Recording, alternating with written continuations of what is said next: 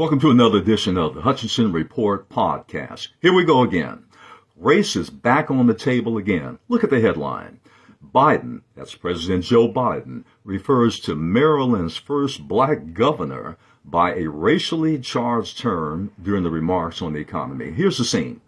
Biden was in Baltimore. The new governor, an African-American, Wes Moore, he was giving him his props during a presentation to a union meeting, in this case, the IBEW.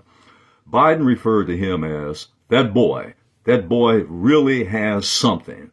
Now, Biden has used the term boy before in reference to other individuals who happen to be white. That's just the way he speaks. Old school stuff, boy. But that raises a larger question.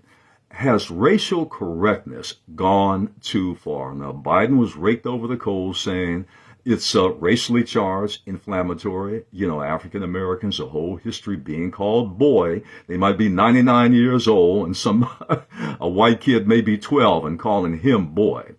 So obviously in the past, it was a racially charged, racially inflammatory, and racially demeaning term. No question about that. But in the context that Biden used it, since it is a colloquialism and he's just expressing something with no racial intent, again, racial correctness, political correctness, but especially racial correctness. Has it gone too far? I say yes.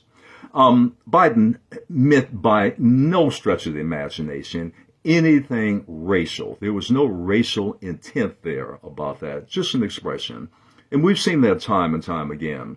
Whether you're talking about an expression that may have to do with food, clothes, something cultural, or individual or personal. A term that's used, people jump all over it. The problem with that is this.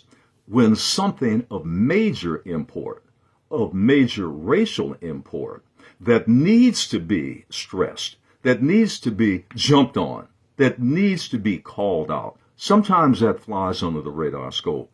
Reason number one, here we go, crying wolf again. Reason number two, and conservatives always like to say, wokeness. I like that. That you're going off the deep end on everything. And they especially like to do that when it comes to the great debate now over AP courses in African American history. Yes, no, what should be taught, what shouldn't be taught, and how it should be taught.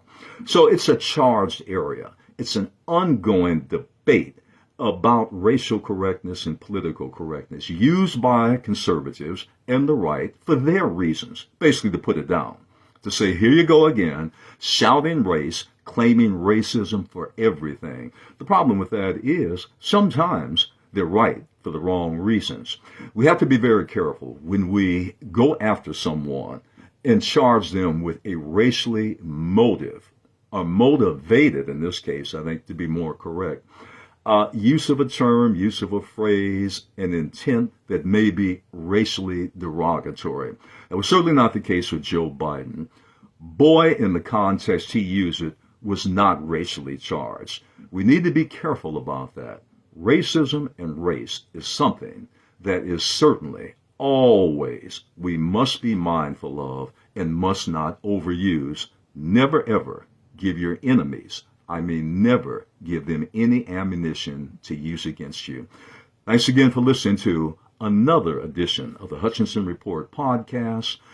Racial correctness, has it gone too far? In my case, in my answer, and the question I raise is, in some cases, whether it's Joe Biden or other places, no. Be careful about that.